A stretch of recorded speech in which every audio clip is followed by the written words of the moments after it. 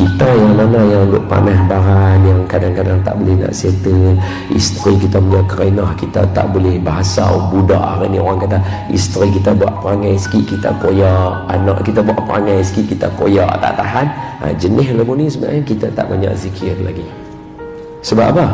Tengok saya, Allah kata dalam Quran kan, ala bi dzikrillahi tatma'innul qulub. Semua orang tahu ayat tu. Ala, ingat, bi dzikrillahi, dengan zikir kepada Allah, menyebut nama Allah dan zikir segala yang mengingati Allah, termasuk salawat. Dalam salawat ada sebut nama Allah. Tatma'innul qulub, akan menenangkan hati. Tengok saya elok, tengok saya elok. Hak zikir tadi semua tu apa? Syariat dalam hidup kita. Pasal itu siapa yang lalu syariat, hidup dia tenang luar biasa.